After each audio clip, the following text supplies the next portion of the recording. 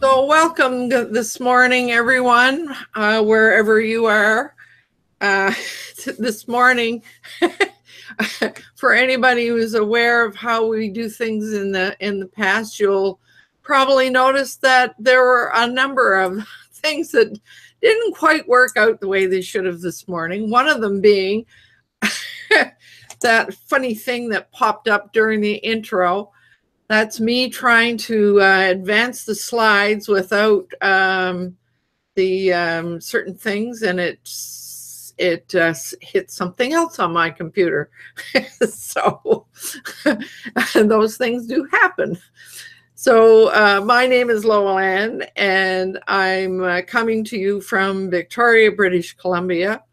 Beautiful city of flowers, as we were chatting about earlier in the green room. I've been helping people, mainly solopreneurs in the later years, figure out, well, how to get to where they want to go, and using some combination of consulting and coaching. So, and we've been doing this Being Your Own CEO Hangout now, I think, for about 4 years. So I was looking at my YouTube channel. I think there's over 200 videos in there. So we've done this. We've been doing this for a while. So, the reason it's here is to give people, especially solopreneurs, an opportunity to come and participate with others with similar interests. We get together sometimes just because we enjoy each other's company. We do lots of experimenting and sharing of our knowledge and new things and new trends, and we just we've covered a lot of ground in those 200 or so videos. I encourage people who are watching to really take note of our operating principles, which you will find on the VCP page on my website, and I encourage people to be there and to post their comments there. And before I get into some introductions, I want to acknowledge our friend Vivek, who posted some comments, a comment in there. So I don't know if he's here yet on the comment stream, but he was there. So I just wanted to acknowledge that. So before we proceed with what we were going to speak about, it's been my tradition to make sure everybody gets an opportunity to introduce themselves and say where they are from and what they do, and anything they have that's exciting for them, something new, or a new goal or a new project, whatever it seems appropriate for you. So, and I usually begin by sort of asking the first person who was here. So, Bill, that was you this morning. How would you like to introduce yourself?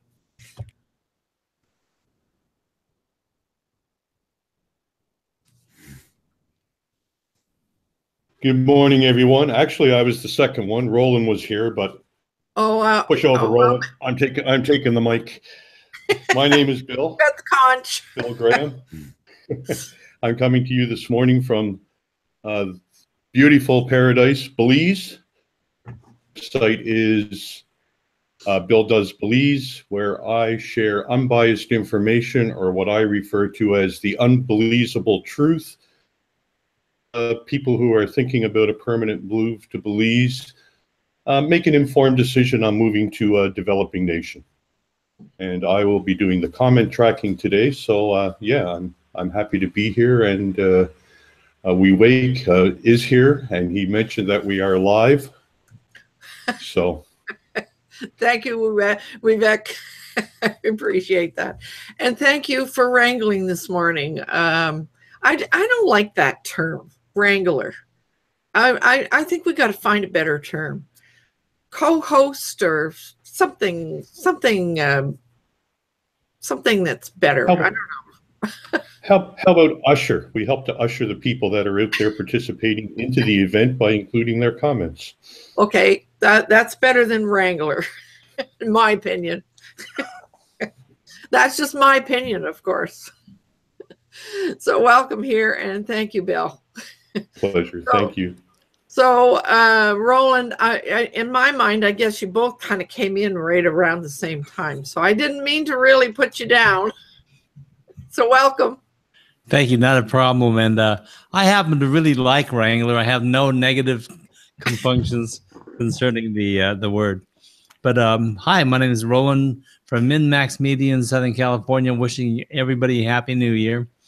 I'm guiding you to min-max your media for the minimum you need for maximum impact. My focus is live streaming for newbies and live events in your WordPress website.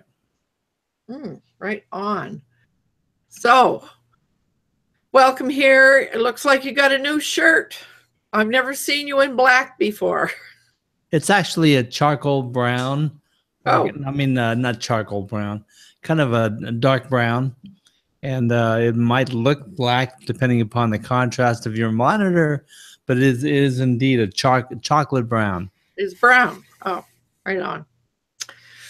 So I guess we did chat a little bit about our very quiet New Year's that we all had.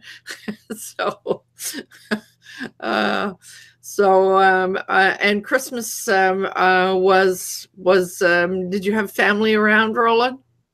We did. They kind of came in waves, but started on Christmas Eve and kind of worked its way through the season.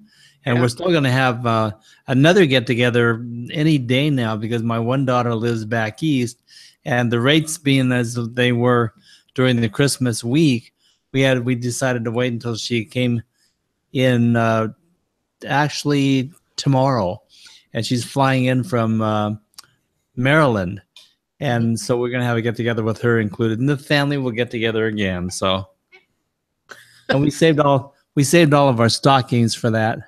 Oh, right. Oh, isn't that interesting? Oh, so there I see Gina has joined us. So welcome, Gina. We're just doing introductions now. So I think, Aaron, you were the next one that came on. Thank you, Luann.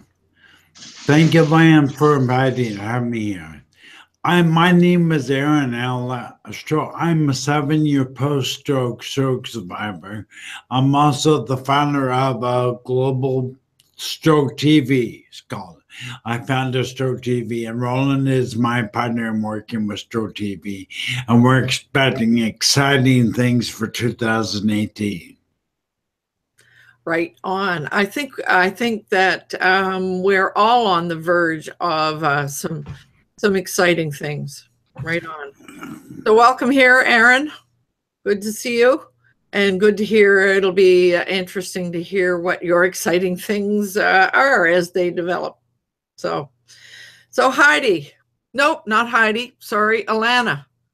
I was thinking about Heidi. She just texted me and said that she has a meeting that she had to prepare for. So she was going to sit on the outside and I'm probably some multitasking is what I'm guessing.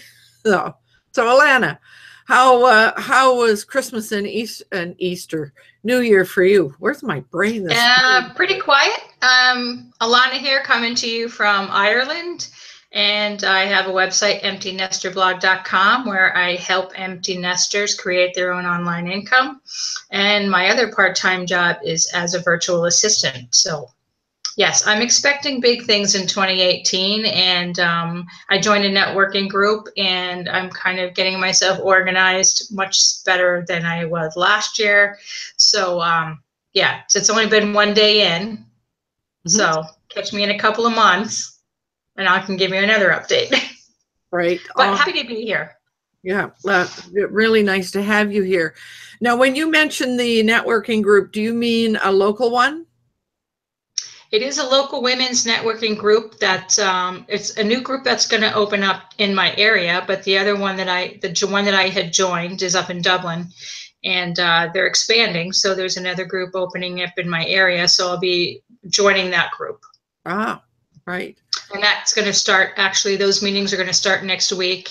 And those meetings take place for lunch once a week. And it's kind of a nice way to get together with other women who are running their own businesses, and we kind of get together and chat about things and try to help each other out. So I'm going to look forward to joining that group. Right on. Perfect. Right. So nice to have you here as usual. Thank you. Right on. So Gina, would you like to introduce yourself? There we go. Good morning, everyone. So Gina Donaldson, calling from Victoria, British Columbia. And following the line of the group, started off the year in our sailboat. So we sailed on the 31st, had a great dinner in Genoa Bay. Magical things like the moonrise over the mountains, 2 swans in the harbor, and a fabulous meal.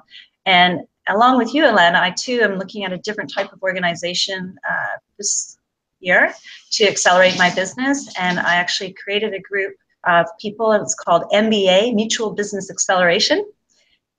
And we are coming together for exactly those reasons, to offer support and help each other be successful. We are not exclusive. We actually have a man in our group. Right. That's it. Thanks a lot.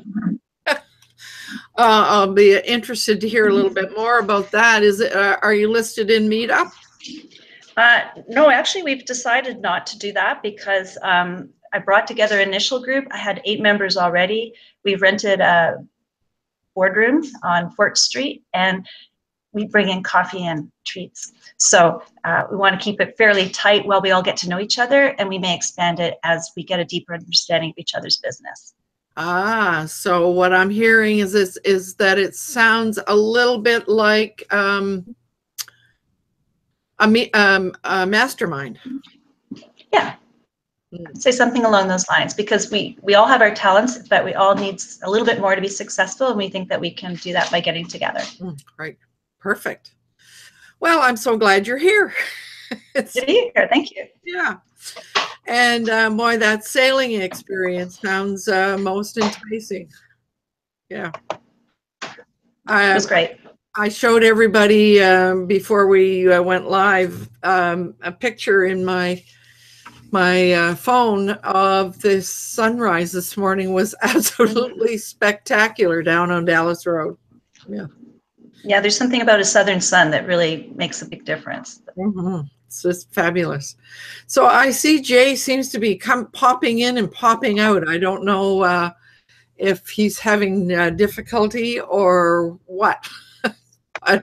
He's been here twice, but he's not here now. So welcome, Jay, if you can make it in. I don't know what would be the issue.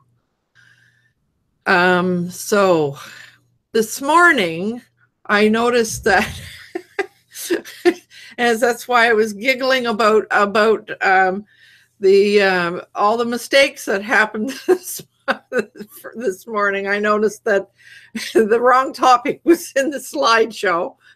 How did I forget that?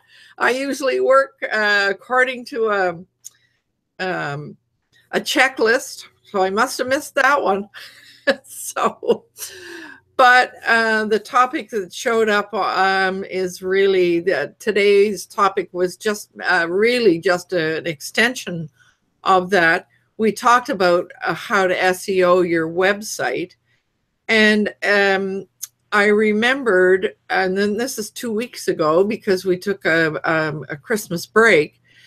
There was some interest in by somebody, it might have been Heidi, in sort of knowing a little bit more about Yoast SEO and how to manage that and how that works. So that was what I thought we could speak about this morning. I said Yoast and All-in-One SEO. These are both plugins that go with WordPress. And I have to admit that I use Yoast, so I don't know very much about All-in-One. I was wondering whether anybody else uses All-in-One on their website. I was thinking, Lana, which one do you use on your website? I had initially been using the All-in-One SEO, and then I switched over to Yoast, and I had problems with it, and I dumped it. And then I went back to All-in-One, didn't like it, went back to Yoast, and now I've been with Yoast for, I don't know, probably a couple of years now, and I think I finally got it figured out on the free version, and I've been quite happy with it. So I think it has more functionality than Yoast, and unless All-in-One SEO has caught up to Yoast recently.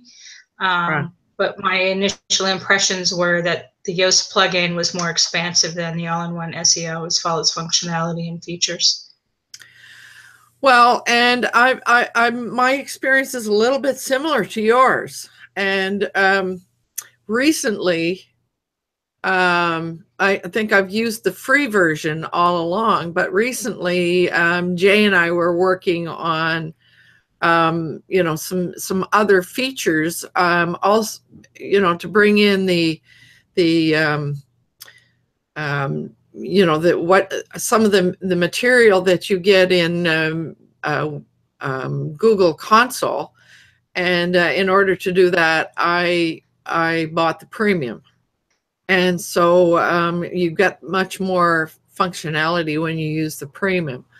But I remembered that we were last time we were talking about, the importance of having a really good meta title and a really good meta description, and to pay attention to keywords and all of that. And it seemed as though there were a few people that were unclear about that.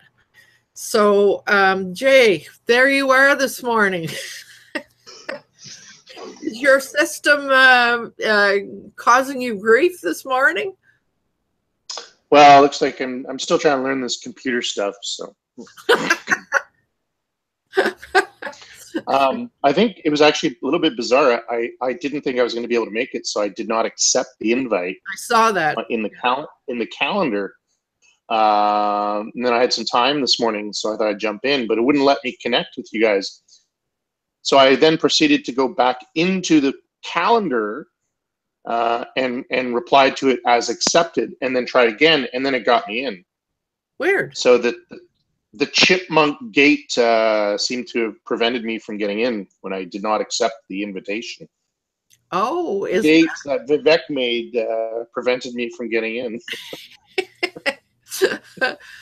Well, I thought you were going to say when I went in there and I got all confused about all the dates, because I really goofed on the unique hashtag. I had January 1 instead of January 2 in there. So there was just a complete shamaz this morning. So Jay, I know that you have talked about both Yoast and All-in-One, and I went to a website that I it's just under construction. I haven't completed it yet, and it has All-in-One, but I didn't. I mean, I found that it does everything automatically. It doesn't allow you to determine what you want to say in your meta description and so forth. I wondered whether I was really. I mean, I didn't spend a whole lot of time on it, but is that typical of the all-in-one SEO? Both plugins do that. So it pre-fills data based on your initial settings when you set it up. So by default, it will just set something up automatically for you. So your meta title would be your blog post title, your page title. Yeah. Your meta description would be your first paragraph. So you have the ability to actually proceed and change that, which is located, the plugin is located just below the actual blog post. So you can go ahead and change that. It pre-fills it in for you as a convenience. Well, my experience was I found that pre-filled thing, but I couldn't find a way to amend it. That's bizarre. Yeah.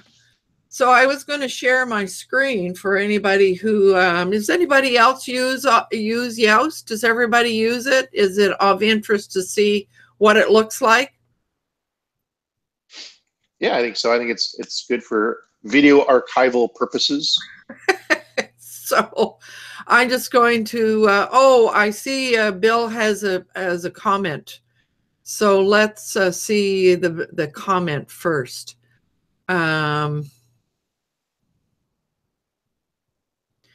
So you can't. It's from We Wake, and I just wanted to acknowledge that both Heidi and We Wake are with us, and anybody else who might be with us in the comments, please sign in and let us know you're there and where you're coming from, and give us your input on the topic today. But We Wake posted a comment. He says, "You can't SEO your website, Lowland. You can optimize the website content for better indexing by search engines. My point is, or his point is, content has to be good. Only then search engine optimization makes sense." Well, he's got a good point there.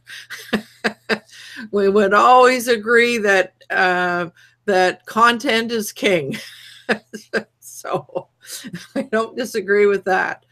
So now I'm just going to show you the screen share here, and I'll show you the. I have one of my.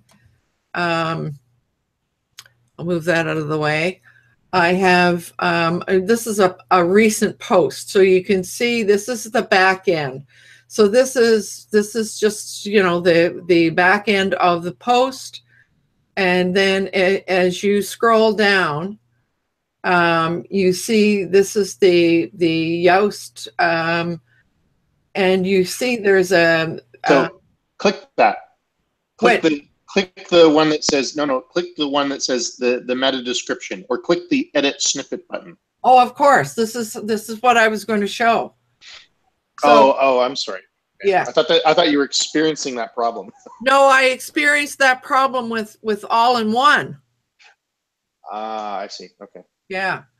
So what this will do is it gives you your title, and it will pull something automatically from the first few lines of your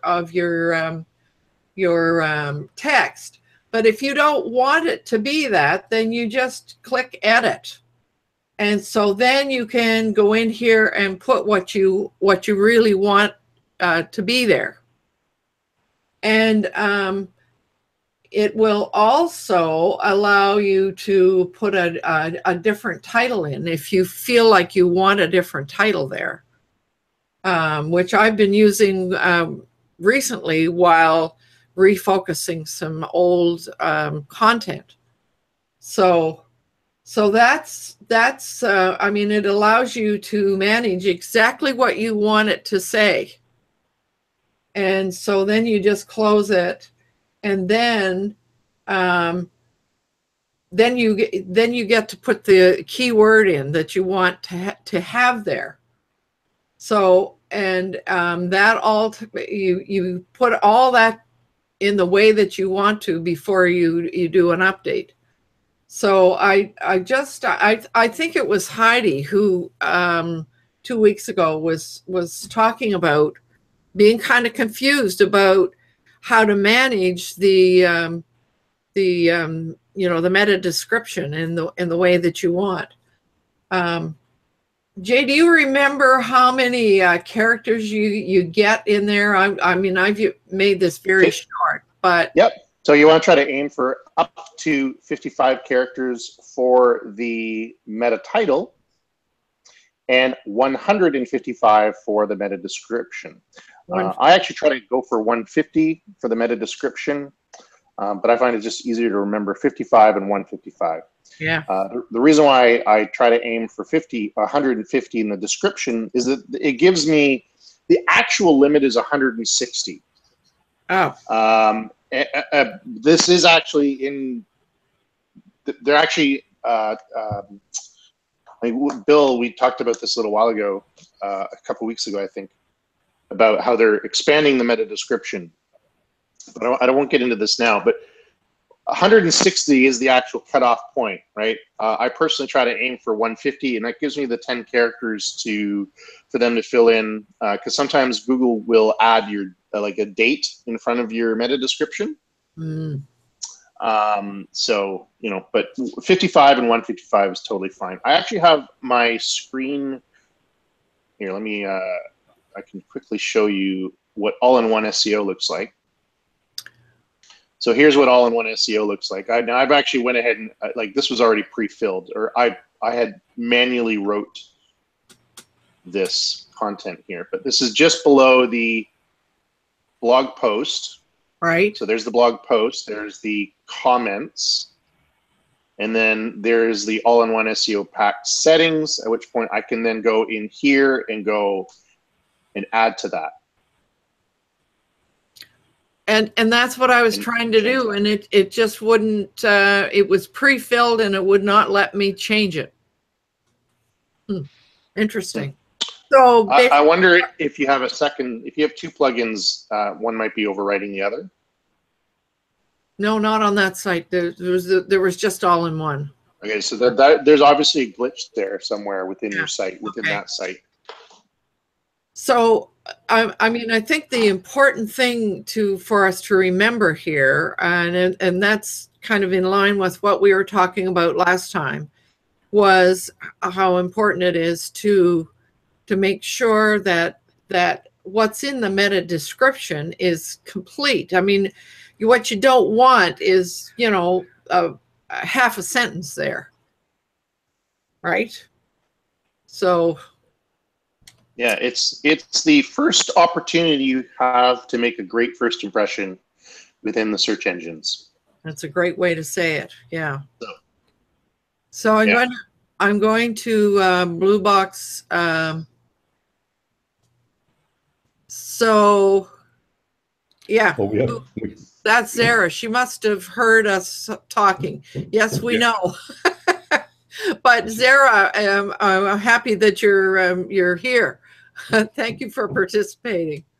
Yeah, and I wanted to acknowledge Zara because Zara shares a great newsletter daily. I believe it's called Nuzzle, where she shares a lot of content about how to create good content and how to optimize your content for search. And she's a wonderful person to follow if you want to learn about those kind of things. Look her up and certainly subscribe to her newsletter. I know I love it. Well, Zara, if you're listening, please do feel free to post a link to your Nuzzle. We would all be happy to find it there. And I hope I'm using the correct name for it. Right. Zara will let us know in the comments. Right. So yes, getting back to this whole piece around you know, being able to make the first impression. So the other thing that so I mean what you put in those descriptions is what shows up in the in the SERPs. And I'm assuming that everybody knows what a SERP is. I don't know what it stands for, but I know what it is. It's search engine result. I'll do the first step. Search engine page. Result page. There, Bill got it. Search engine result page. Yeah. So that's what you that's what you're controlling, is what people will see when they do a search and your site comes up. That's what it is. So you want to make sure that it's a complete sentence, that it makes sense, and sometimes you try to at least put your keyword in there, etc. So I guess I'm sort of under the wrong impression about all-in-one, but is there a premium version of all-in-one SEO? Do you know, Jay? Yeah, there's a premium one. The only difference between the premium one and free one is it provides a video sitemap edition and also additional SEO elements for WooCommerce, which is a shopping cart plugin. Yep. Yeah. And they have got like additional support videos or whatever. But you know, unless you actually need those extensions, there's no need to invest in that. So you know, otherwise, other than, you know, donating to the plugin cause kind of thing, you know. Right. I'm sorry, there's somebody doing some construction above me. I don't know if you can hear that or not. I just thought there were ghosts. I don't know what's going on, but yeah. No controlling when you live in a building with lots of other people. You don't know what sort of sounds you're going to get. Yeah, exactly. No big deal. I find that writing meta descriptions and titles is an art in itself beyond writing, because, you know, it's that was it Rosemary from last time? You know, the art of your elevator pitch. Mm-hmm. You know, it's pretty important. So because you're addressing people who you don't know or who may have never visited your site before. Mm-hmm. So, you know, it's important to get the point across of the blog post title of what they're trying to, you know, what you're trying to convey in, you know, 150 characters or less. And entice them enough to get them to come visit your site, you know, without being salesy, you know. So there's lots of little elements, you know. You know, there's a few eye candy tricks that you can do. I personally like to Camel Case my meta descriptions. So what that basically means is I capitalize every word. Now, why do you do that? Every word in the description? Correct. Yeah. It stands out. It makes it stand out a little bit more. So with exception to and those things, but all the other words, I capitalize the first letter of the word. Oh, but you don't put the whole thing in caps? Yeah. No. Okay. No. Yeah, because I think most people find trying to read everything in caps, it's kind of hard to read sometimes. Correct. Yeah. No, I just capitalize the first letter of each word. Mm-hmm. So that's what camel casing is. Is that what that means? And I find that. Yes. Yeah. Hmm. Yeah. So I've noticed that there's a few other things that you've talked about in the past, but you mentioned earlier about keeping the number of characters down so that if Google wants to put a date, and I know as a person who does, you know, if I'm doing a search for something, I really appreciate when the date shows up there, because that tells me whether it's something I want to go to. So is there a way to control whether Google puts that date in there or not? Does anybody know that? Well, primarily the date would show up if it's a post, not so much if it's a page. Page, the intention of a WordPress page is for it to be an evergreen based piece of content. So an about page, privacy policy page, something with, I guess you could call it commercial intent that doesn't require interaction, communication or comments. So beyond that, a post, it kind of depends on, there's several factors in my opinion. I think one of the factors is if the snippets are written correctly. So if the code is written correctly to tell Google that this post was written on this date. So, and a lot of times this is controlled by your theme, your chosen theme upon the layout of it. So I don't really think it's necessary to choose a theme based on they show the date or not. I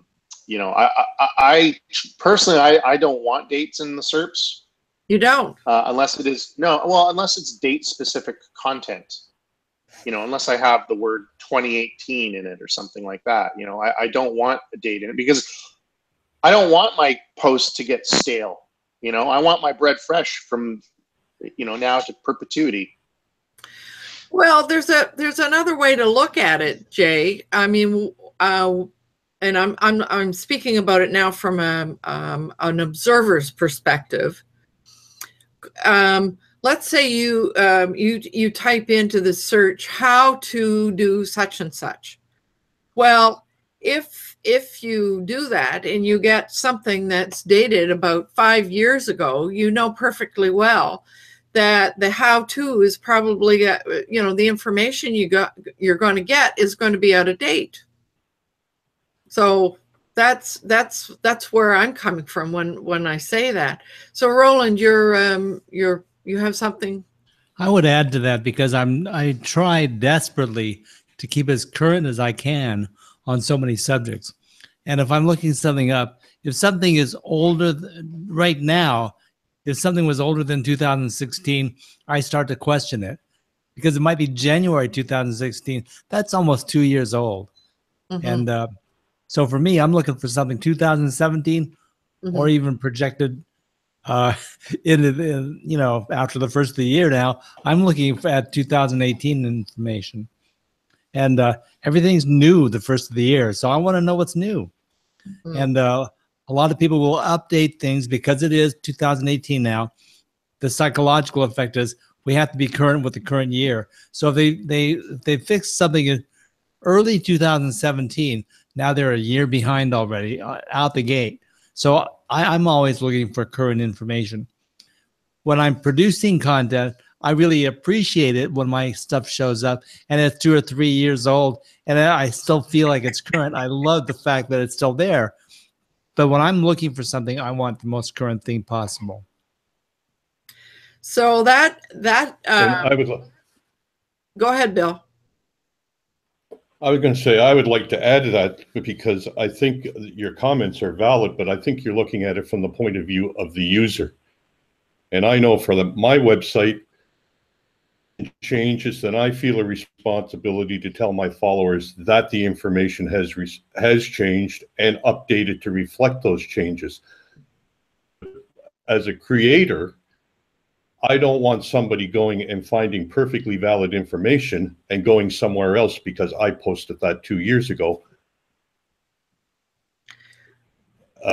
Just because they think, well, now it's out of date, where it may not be out of date. So I think there's the user experience, but you got to think of it from your own point of view as a creator and getting your stuff out there, that you don't want to shoot yourself in the foot by having a date that implies something that's not accurate. Absolutely. Yeah. So I see Jay is sharing something. Oh, it's just a comment that Zara has mentioned. It says, no way to control what Google uses. Even when you set the meta description / snippet, Google may choose something else. And that is absolutely true. But there are ways to, in my opinion, control it, to, or at least give it, subtle Jedi suggestions, like these aren't the snippets you're looking for.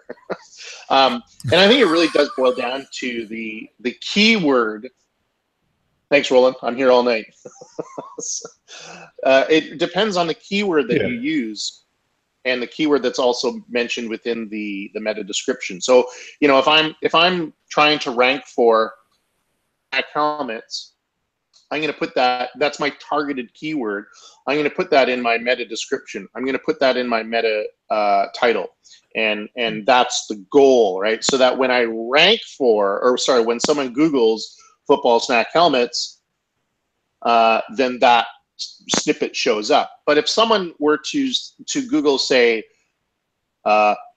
helmets that have snacks in them or something like that, then the meta description may not show up because that keyword is not, although it'll rank, that keyword is not directly related to the meta title and the meta description. If you notice when you Google something, the words that you use within your search will show up in bold within the meta title and the meta description. So the more accurate you are with that targeted keyword, and this is why I've always said inside Wealthy Affiliate to have one targeted keyword per article. This way, if you focus on that one keyword or key phrase, chances are you'll not only rank for that one, but you will also proceed to get ranked for a number of other keywords. We call these related keywords. Mm-hmm. The geek term is called LSI keywords. The geek term. Yeah, and I think what you're talking about there too, Jay, depending on the authority that your site has already built with Google, if you have very authoritative sites, Google trusts you more than Snippet. They probably won't add to it if you're high up there in the authority ratings. And Zara made another comment about the meta description length, which we last week, and that also applies. I mean, there's an opportunity now for sites that Google sees as authoritative sites description. So that's something people should look in. She's put a link to that article. Plugin. I mean, we won't go into it now. We talked about it last week, but Google is starting to give people with authority state in that search engine response page. Well, and you can only work towards that. Right on. So I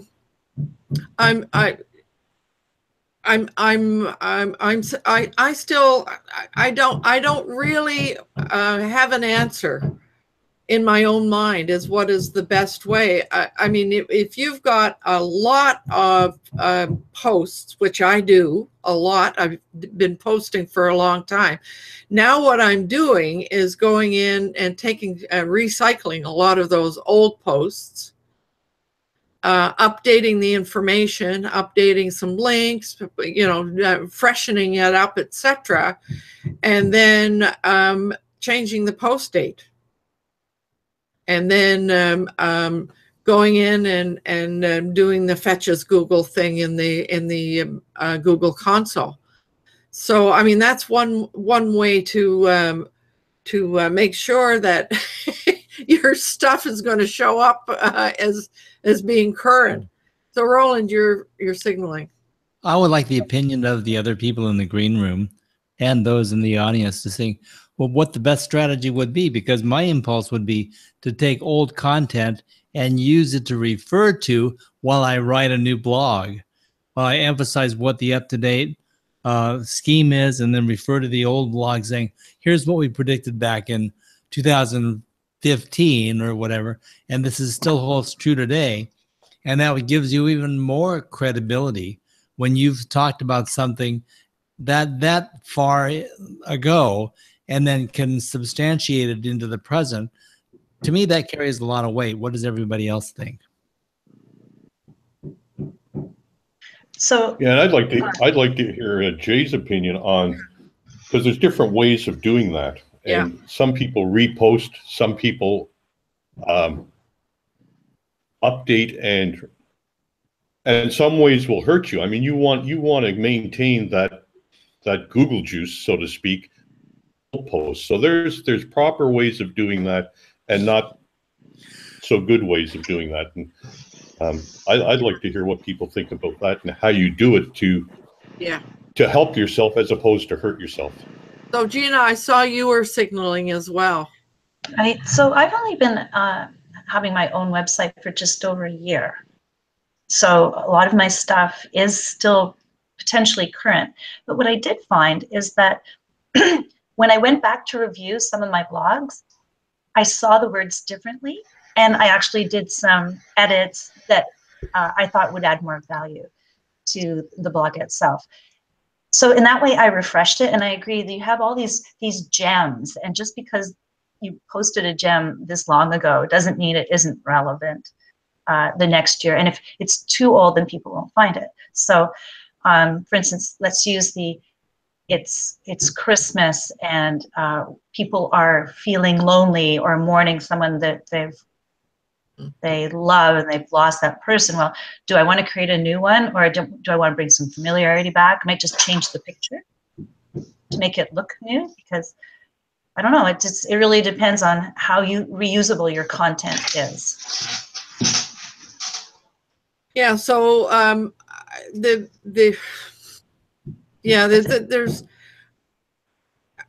when I look at some of my blog posts, some of them when I go back and look at them, they were relevant at the time. They do have some relevant information for the topic, but they're not kind of like they were in my early days when I first started. I was focused on organizations and what it's like to be an employee, whereas my work has evolved where I'm much more interested in working with solopreneurs.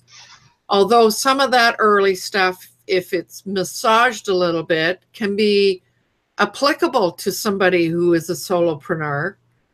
But so for some of my material, this is my thinking, it makes better sense to go in, adjust it, and change the date to today, so that it brings it up to where and the current interests that I have.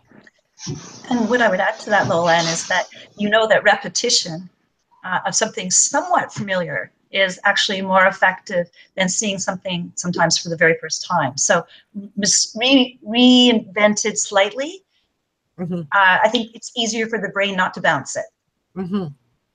Yeah, that's a good point. Yeah.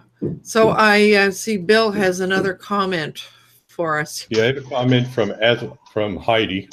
She's still out there. She says, what if you change the date of the post and it doesn't move itself ahead of the sequence of the posts?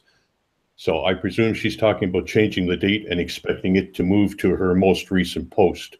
So that may be the way she's doing it, or I'm not sure, but maybe somebody could address that for her.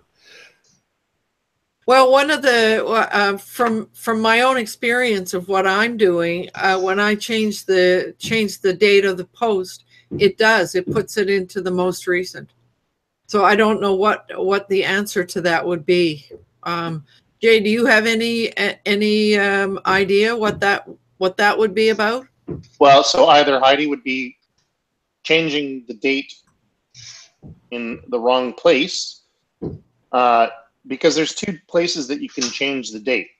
Oh. The actual creation date and then the post date, meaning you can have it so that it says it was created on this date, and then please post this publicly on this date. So it may be that she's changing the incorrect area of the date, and she may be just adding the date in the content itself, so that could be a thing there.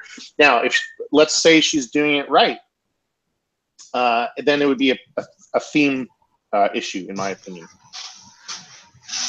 Okay, yeah. Because I know that in the theme that I'm using, it's really, really clear. I mean, it's over on the side, right just above the renew or the update button, and you can change the You can change the year, the month, the time, the whole thing.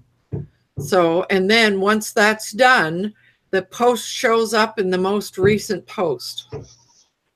So yeah, and this is obviously as well, if she has again, this is kind of really what the theme would dictate the layout of the content, because maybe the theme has it where, you know, you choose 3 featured posts that are stickied on the top, or, you know, so I mean, for whatever. So you know, there's several answers to her question. It's all based on how the original date was changed, you know. Right. So so I think there were a couple people asking about. Yes, I was just, but I'm just going to a post so I can show Heidi where it is. So I'll just open my most recent post that I did Monday. So I'll share screen so she can see where it is.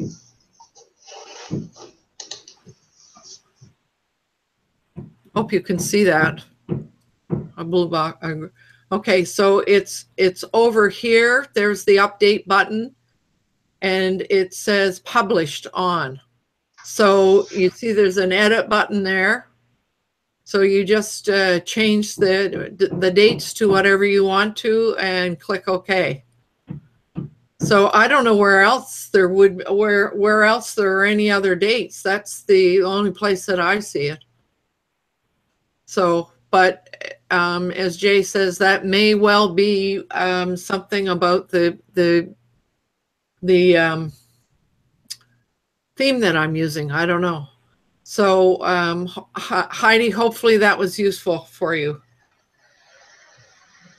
If I could add to what you were just showing there, one of the things is that the most important searchable term usually in any post is the title that you gave it. And the title, if you've created the permalink properly, that doesn't change. No. And that has a lot to do with the order that it shows up in the searches, not so much in your website and the organizational stuff there, but what is more important, the way it shows up in the searches or the way it shows up in your website.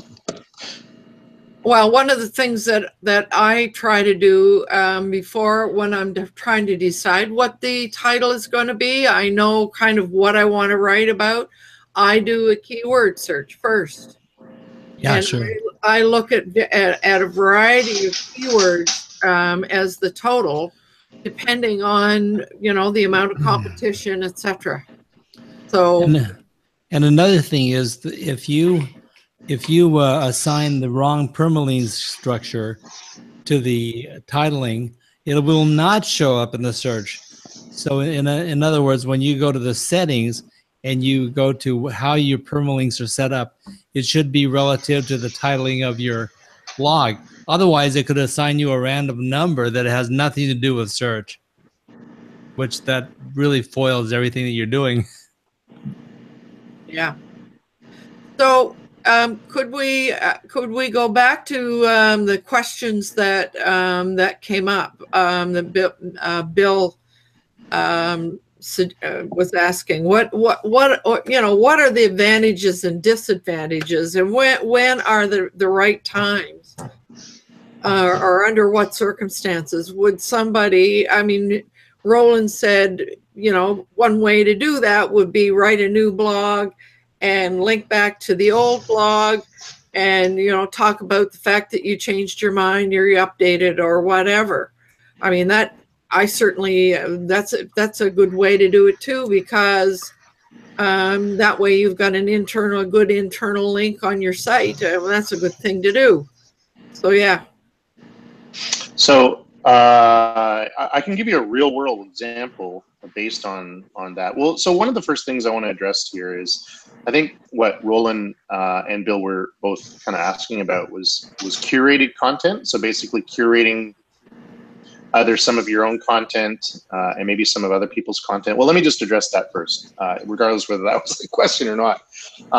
So I've tried that before, and yes, it ranks. So what curated content basically means, it's like, well, literally curated, meaning a collaboration of lots of different things in a single area, right? So like a museum curator, right? They take lots of things from different parts and put it in one place. So, you know, I've tried that before. Yes, it's ranked. I find that it's way more work to do than to simply write your own content, right? Because you have to say, like, oh, here's what's happened on the web for this particular topic. You know, Jay said this, and this, you know, and Bill said that, and you kind of combine all that in one post. Yes, it ranks, and yes, people will read it, but I find there's no real commercial intent for it. It's just like a passive topic that people just kind of read. So, you know, that's my opinion about that. And but beyond that, so my real world example is updating an old. I'm at a crossroads right now where I have an old review of a particular website called Aweber. They're an autoresponder provider. I have an old review where I actually left Aweber to go to MailChimp, and the title is called "Breaking Aweber Bad" or something like that. You know, something tongue in cheek, saying that, you know, they actually charged my credit card without my authority because I had my credit card, it had expired, and I had not given them the new date, the new expiry date. Well, they must have guessed or figured out the new date because they charged the card again, so without my authority. Ooh, no. So I wrote a post about that. Yeah. You know, that was pretty naughty of them. And this was 4 years ago. So you know, Aweber actually came onto my post and talked about it, and they left comments on it and stuff. So I'm at a point where they've brought me back to Aweber to say, you know, hey, we're really sorry, one shot and this and that. Which I've done, as I went ahead and given them a shot, happy with the service. So I'm at a point where I want to update my review or write a new one. Hey, can I interrupt for a minute? Would everybody please mute themselves and see if we're getting a better transmission? There we go. Yeah. That's why I had my headphones off. Yeah. Sorry for the interruption, but I felt we needed to. That's okay. Yeah. That's all right. So yeah, I had then, so I'm at this point now where I'm ready to review them again. So do I either update that old post because it's ranking already on the internet, or do I create a new one? Mm-hmm. So my choice is I'm creating a new one. Okay, because I think that's just the proper way to do it, you know, because I want that, because there's a couple of reasons. One is I can then link back to that old one, say, if you remember a couple of years ago, I had some negative issues with Aweber. I wanted to give them, you know, I want to be very transparent about it, right? Versus changing something that's already ranking, because then you run the risk of that losing your existing terms, losing your existing keywords that are currently ranked, and then potentially replacing new ones, versus keeping that one with its heels dug in the sand and focusing on a new one and using some of what I call Google juice from that old post to bring towards that new post. And that's how, you know, going forward, I personally think that's the way to do it, is not changing old posts, not changing the date. I've done that. I've tried it. It ranks fine. It changes the date. The way that I think is that I want to give the search engines and my readers more words to read versus going back and reading old stuff, right? You know, I think the experiment for me worked, you know, and this is going to be different for every single person, right? If you have a small niche site, you're going to run out of, you're going to run out of things to write about. I mean, this is just a given fact, right? Like for my football snack helmets, how many things can I blog about football snack helmets, right? Other than new recipe ideas, right? And in full disclosure for that site, there's only 2 blog posts on that site. The rest are pages. Yeah. So, and that's just the strategy. So. Well, and anyways, I hope that answers everyone's questions. Yeah, I agree. I think there are certain, I mean, the situation that you mentioned, Jay, I mean, to some degree, there's an ethical piece there. And I, to be fair, I can see why you're doing it that way. But for some of the things that I did, the basic information is really good, but there's certain things that I make it more relevant to today and more relevant to what my focus is. So, and I mean, these are things that are really old,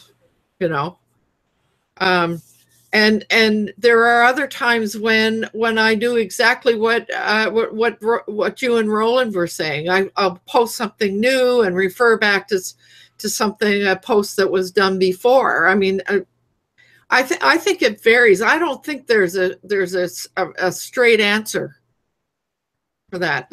Yeah, and I would agree with that too. Yeah, I have situations where, for example, my finding a job in Belize post is a very high topic, and it gets a lot of traffic. At it the other day, the process to get permit here, weeks, it can be up to a year. So I felt it was important to update that, all that needed to be updated in that post. The rest of it was perfectly fine. It was still all relevant. So I just updated the post. It didn't make sense to me to go and write a whole new post, refer back to an old post that was going to say become dual content, because it would have been 90% the same. It makes sense to me for a new visitor to come and see the old post information, and then somewhere down in their journey through my website, see the new post, which was almost the same with just that little change. So I think there's probably times when just updating your post is better. I think that's a perfect example of updating a post. I think that's a perfect example. If something factual has changed and it's a significant part of that content, I think that's totally doable. Absolutely. That's a great example, Bill.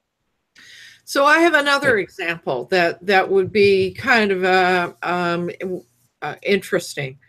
I did a review of a platform, and a fairly extensive review. And at the time I did the review, there was a free version, etc.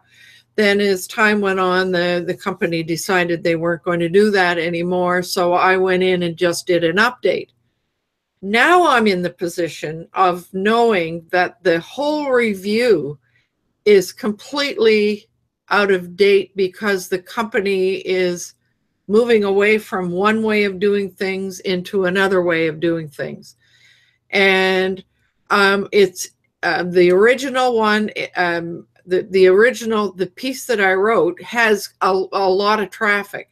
So there's where I'm like, I don't know what to do about that. Do I just leave it? Do I go on the site and say, everything you see here is not relevant any longer?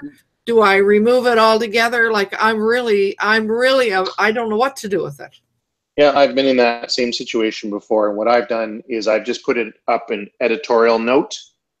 It says editorial note. This post has been, has changed, or things have changed.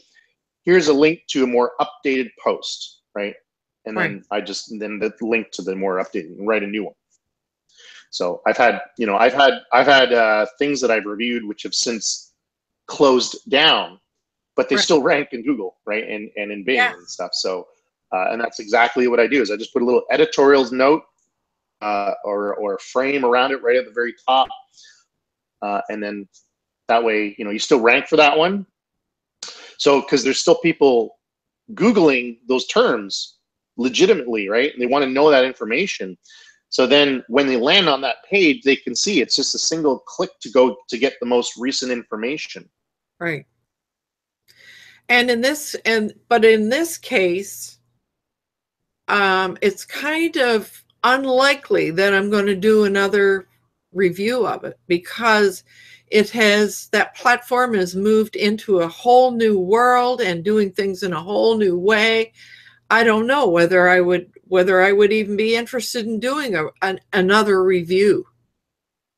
So, but yeah, I hear you. You know, I mean, I think you can also just put, you know, an editorial note and then just say, you know, we don't recommend this product any longer. Something along that line. Okay, that's a good a good strategy. Thank you. Yeah. Yeah. I do need to head out now. So I think we all need to go. It is after the hour. So unless anybody's got a final shot or a final question, I think I would say just a reminder to everyone, it's important to do what you love with passion. And I wouldn't mind just doing a final shout out to the people that joined us today. Heidi. Thank you. And We Wake, and of course, Zara Altair for joining us, and Jay for his contributions in the comments stream, and everyone else. Appreciate everyone. I agree 100%. And I add my thanks to all. So I'm going to